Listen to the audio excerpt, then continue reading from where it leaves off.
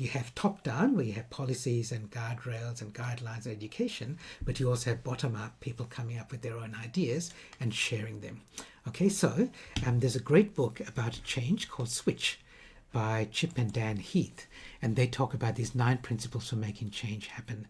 And the first one is they talk about finding the bright spots, finding examples of where people are actually doing the change that you want.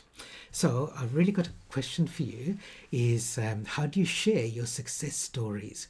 So if people do a little thing with AI and it helps them in their role, that's really good, but have you got a process for them to share that with everybody else in the team? There's a comment earlier from Neil, I think you were saying this, Neil, that you do that, you share those success stories.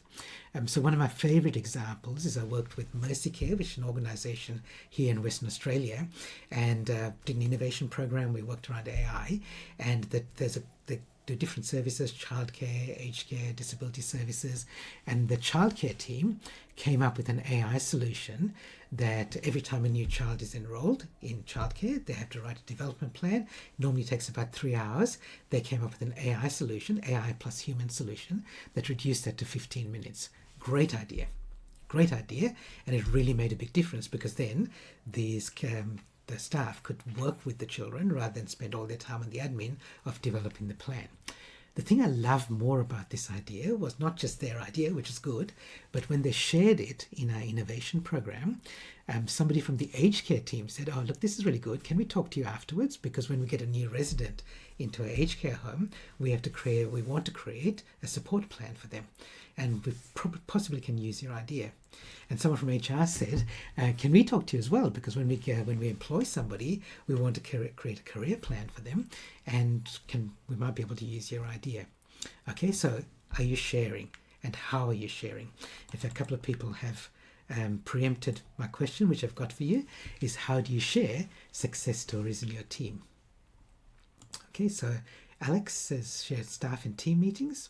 Yeah, good, right? So what process have you got to share success stories? Not just AI stories, but success stories. Good, team meetings, right? And again, this is part of the IKEA effect. The people who created it, they love it. And when you share it, it's the bright spots, which is what Chip and Dan Heath were talking about. Kaiser, yeah, intranet. So what is it? Do you have an online bulletin board? Yeah, those sort of things. Meetings, newsletters. Barbara, yep. Neil, yes. Neil following up on my comment, I think.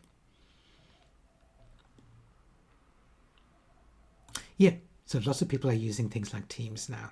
Teams chats to share. Okay, and make it a standard thing that you do.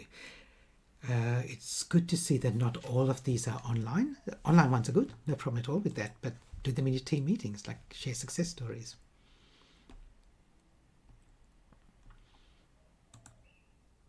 Julie says staff compliments it and slips. Great.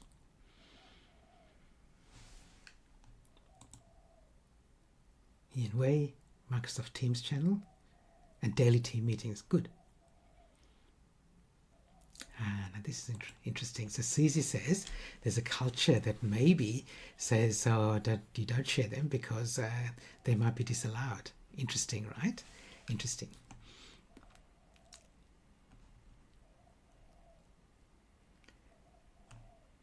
Yeah, and ensure there's sufficient in-person moments.